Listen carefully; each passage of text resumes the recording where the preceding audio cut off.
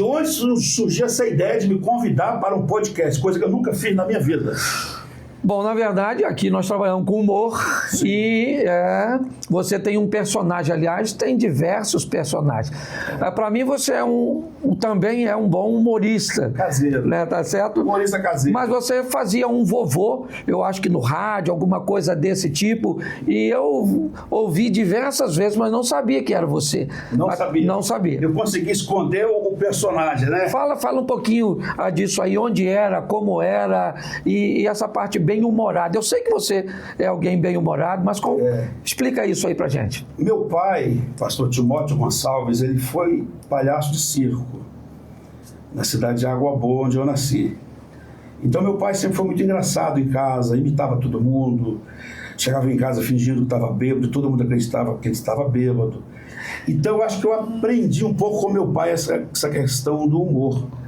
Então, desde criança que eu sempre gostei de brincar. Mas, de verdade, humor caseiro. Eu não me considero humorista, não. Então, é essa a questão do meu pai. Aprendi com ele essas coisas. Agora, no rádio, já mais velho, fiz com o Antônio de Paula Paio, falecido. Certo. E ele que me levou a fazer humor no rádio. Ele me levou a ter coragem de fazer. Eu tinha pavor quando ele falava, vamos fazer humor. Não quero. Humor evangélico, não existe isso. Eu achava que não existia. Certo. Aquela coisa de o crente não pode rir, porque na verdade o meu pai, ele fazia humor até o nosso segundo pastor chegar na cidade. O primeiro pastor aceitava o humor dele. Mas o segundo pastor, do segundo em diante, não aceitaram mais. Diziam para ele, Timóteo, crente não ri. Crente nasceu para sofrer. Em qual estado isso? Aleluia. Minas Gerais. Minas Gerais. Onde eu nasci. E meu pai parou de brincar. Então, eu cresci também com essa coisa. Eu posso brincar, mas em casa. Eu posso contar piada, mas em casa. No pátio da igreja, jamais. No púlpito, nem pensar. Tudo tem que ser muito sério. Porque os primeiros pastores, a partir do primeiro, que foi ótimo, do segundo em diante, aí eu fiquei com aquela, não pode brincar. Então, quando o Antônio Pai me chamou para fazer humor com ele no rádio, eu não quis. Só, sei lá, 30 e tantos anos atrás.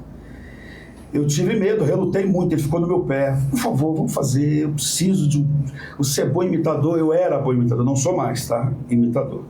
Eu imitava todo mundo, Gil Gomes, Davi Miranda, uma pessoa que eu queria imitar e não conseguia, Pastor Silas, nunca consegui. Será que é medo dele? Meu papai, eu chamei de meu papai de ficar louco, eu não sou pai de um velho igual você. E aí, finalmente, um dia eu aceitei a proposta do Tony. Ele falou, cria um personagem. E eu criei um personagem baseado num pastor lá de Recife, Cidade do Cabo, o pastor Cesário, que hoje deve ser falecido, porque na época ele já tinha quase 90 anos.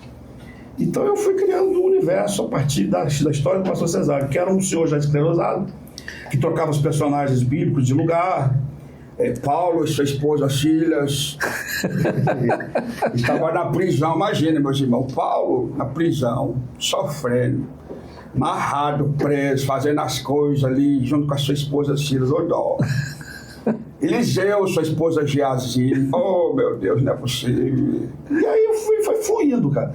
Só que eu era coadjuvante com o Antônio Pai. Então, para mim, funcionava legal porque eu era coadjuvante com ele no rádio. Ele não é que ele fosse o escada, mas ele me ajudava muito com as piadas, nos improvisos. E eu criei outros personagens, criei o Hermenegildo, que acabou com a minha voz, porque o Hermenegildo era um personagem que grita, né? Ô Bartô! Sabe assim? Ô Bartô! Canta aquele hino do cachorro que não enxergava. Aí, qual é o hino? Ele falava, qual é o hino, Hermenegildo? Uai, aquele hino do cachorro que não enxergava, sou... Mas qual é esse? Ó, cão cego, até impedido. E aí a gente ia criando vários personagens, eu imitava alguns, da Gil Gomes, por exemplo. Queridos, não sei se eu consigo mais. Queridos irmãos, agora, aqui e agora, na presença do Senhor. As coisas assim, foi fluindo. E aí eu comecei a gravar áudios, aí surgiu o WhatsApp. Começou a surgir o WhatsApp, que não existia nesse tempo. Aí começou a andar os meus áudios por aí. Bom, deixa eu, já que você mexeu nesse assunto. Manda, Lê. Vamos lá. O humor é uma linha muito tênue, certo? E o humor, ele precisa sempre de uma vítima. Às vezes a vítima é a sogra, o cunhado, o baixinho, certo? O humor sempre, para que ele aconteça de uma forma bem sucedida, ele vai estabelecer uma vítima, e isso hoje é um grande desafio. Eu costumo chamar isso que você disse na igreja de humorfobia. Humorfobia. A dificuldade que algumas pessoas têm de lidar com o humor. Eu tinha humorfobia. Certo. E eu entendo que, por ser essa linha tão tênue, tão fininha, muitas vezes a gente acaba se atrapalhando com isso. Mas eu quero te fazer uma pergunta. Você que tem uma história muito intensa, certo? Com o Evangelho, com a igreja brasileira principalmente. Você acha que se nós tivéssemos humor sadio, saudável, certo? Aquela coisa de uma seriedade do Evangelho com um bom humor de quem transmite, certo? Você acha que nós teríamos uma geração mais fortalecida, certo? Porque muitos jovens foram embora da igreja, deixaram a igreja porque não conseguiam ou conseguiram sobreviver a esse sistema mais sisudo, essa coisa mais desafiadora, de pregar uma verdade, e ela não pode ser negociada, mas de uma forma tão assim dura, tão difícil. Como é que você enxerga isso? O humor bem dosado, bem feito, humor inteligente. Difícil é realmente achar esse equilíbrio, né? Mas acho que é possível. Difícil, mas é possível. Você encontrou isso. Pastor Silmar Coelho também encontrou isso. Essa possibilidade de fazer humor sem transgredir, sem passar da faixa amarela, né? Eu acredito sim que muitos jovens saíram da igreja, ou trocaram de igreja pelo menos, por causa da sisudez dos seus pastores. Eu tinha tudo para sair da igreja por causa dessas questões da dureza desses meus primeiros pastores, do segundo em diante, que, por exemplo, não é só nem a questão do humor. Eu gostava de ler gibi. Na época, ler gibi, os gibis eram saudáveis. Para nós, lá o nome era Revistinha. Gibi da Mônica, Cebolinha.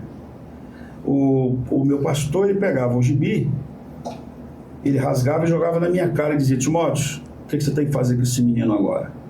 Meu pai pegava o cinto, com a parte da fivela, e me espancava. Na minha cabeça era espancamento. E o meu pai me fazia ler a Bíblia como castigo. Agora vai ter que ler a Bíblia. Agora você vê, ler a Bíblia nunca deveria ser um castigo. Deveria ser um prazer. E eu tinha que me ajoelhar e ler a Bíblia.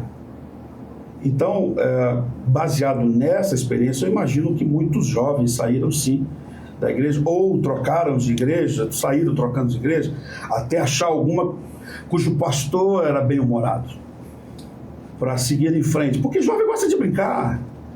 Jovem não tem que ter essa sisudez que os mais velhos acham que tem que ter. Jovem gosta de brincar, de se divertir, tem outra visão de mundo, outra visão de reino também. Embora a visão de reino tem que ser absoluta, mas o jovem ele tem uma visão diferenciada. Há de ter uma linguagem jovial. Os pastores deveriam ter, nem que fosse uma coisa técnica, mas tinha que ter uma linguagem jovial para atingir os jovens. Acredito eu que o pastor Silas Malafaia, nosso querido amigo, mudou até o seu jeito de vestir para alcançar mais os jovens, de forma sábia. O pastor Silas ama terno, a vida inteira eu vi ele usando ternos maravilhosos. Hoje ele não usa mais, ele usa blazer de vez em quando. O que isso, na minha opinião, causou? Mais proximidade dos jovens com ele, não só com ele, mas com a igreja. Bom, Marco, de um tempo para cá, assim, baseado nisso que você está dizendo, a igreja tem tomado uma nuance um pouco diferente, certo? Mexendo com as cores do ambiente, trazendo uma iluminação diferente, trazendo uma série de artifícios que tem feito com que o ambiente fique mais agradável, certo? Fique mais divertido com tudo aquilo. Pessoas recebendo nas portas, certo? Com cartazes nas mãos, dizendo bem-vindo, ou seja, querendo transmitir para fora da igreja, né, aqueles que passam na rua, que aquele lugar é um lugar agradável, certo? Que ali ele vai encontrar um ambiente também divertido. Hoje nós temos áreas gourmets na igreja, cafés, certo? Se você chegar na igreja, no pátio da minha igreja, ali no hall, você vai tomar um cafezinho, certo? Tem tudo isso. E isso tem atingido, assim, dado essa visão mais divertida para a igreja. Há um grupo de pessoas extremamente conservadoras que odeiam isso, certo? Como é que você enxerga esse ambiente, né? E como músico também, me deixa eu estender isso aqui. A música mudou bastante, a poesia praticamente desapareceu, tá certo? Então eu queria que você falasse um pouco dessa igreja que me parece, hoje nós temos igreja que distribui, o que permite comer uma pipoquinha durante o culto. Então nós temos desde uma igreja fechada demais, ok, que nós vemos o resultado, tá certo, até uma igreja aberta demais. Eu acho que a pipoca durante o culto não é uma coisa legal, não. O barulho vai atrapalhar.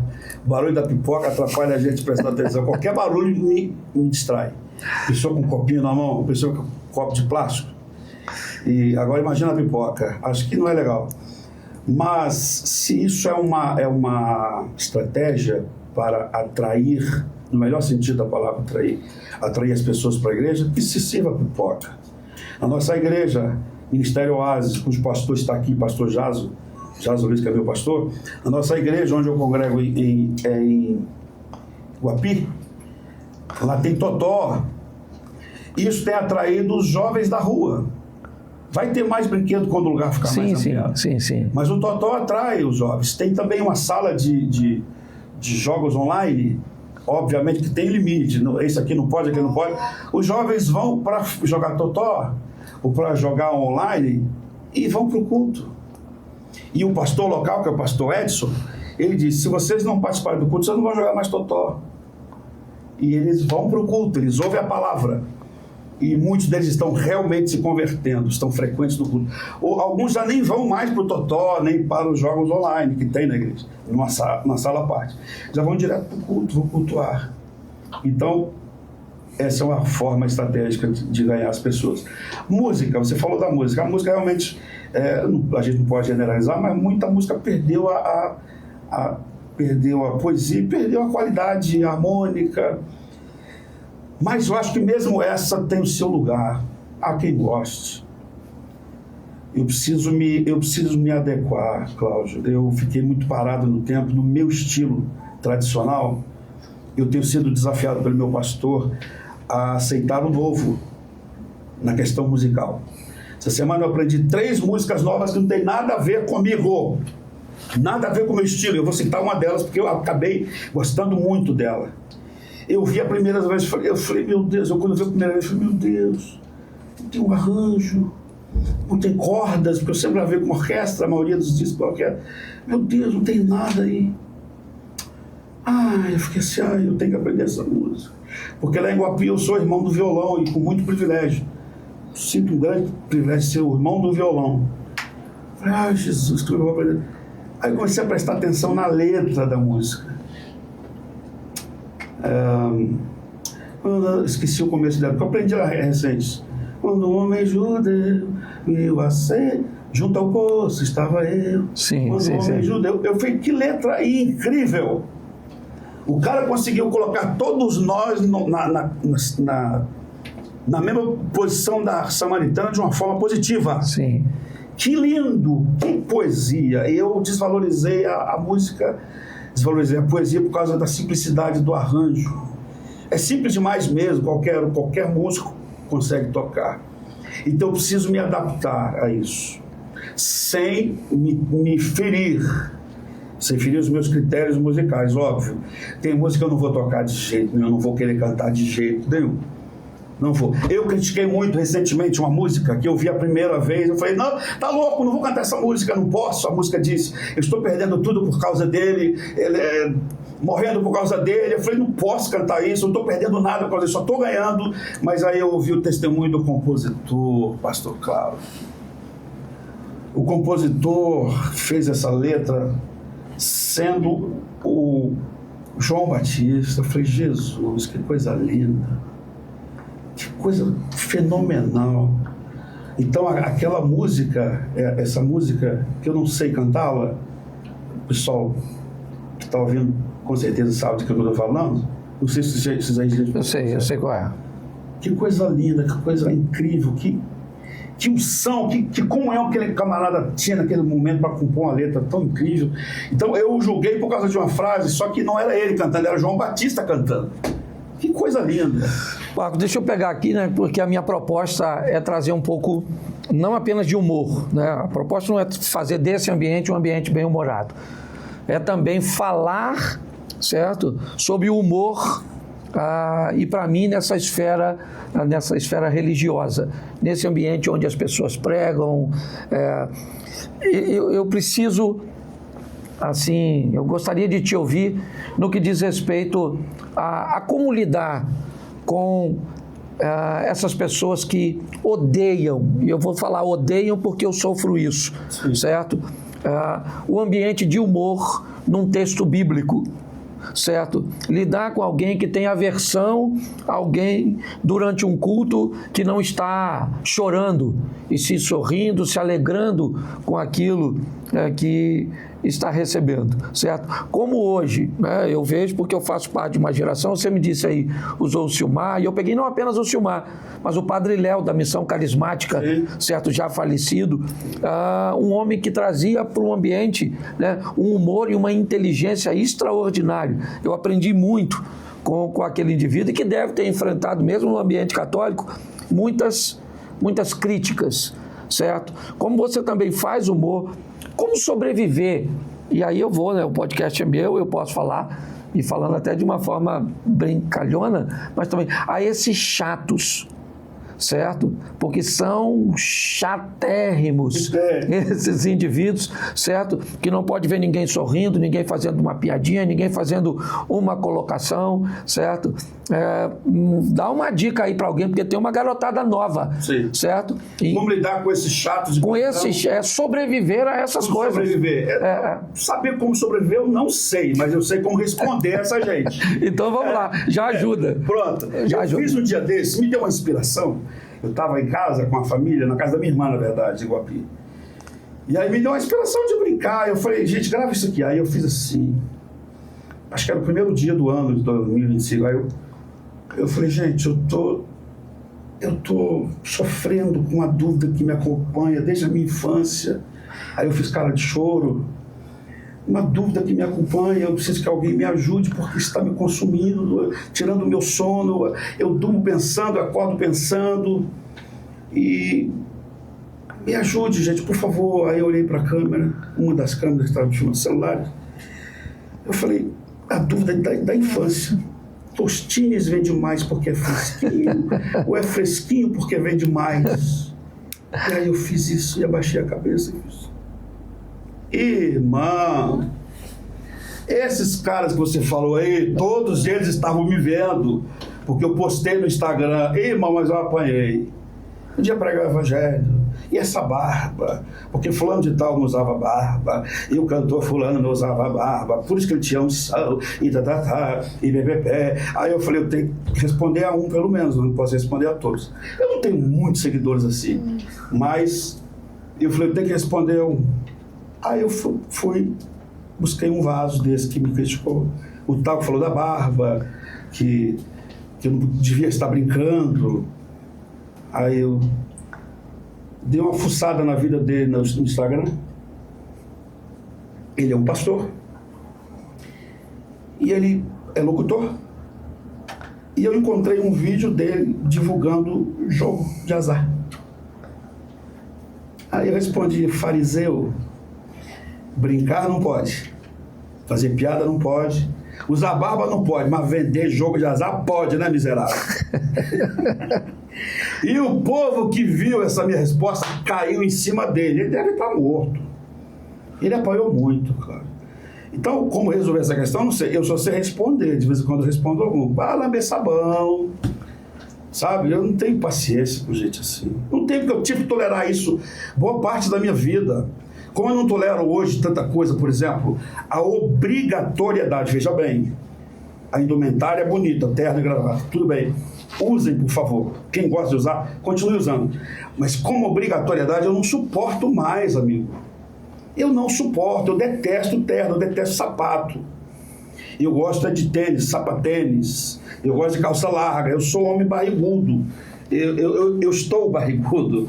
Vou ficar filezinho igual você está um dia. Vou usar seu número até para ganhar seus presentes assim, a sobra sua. Tá certo.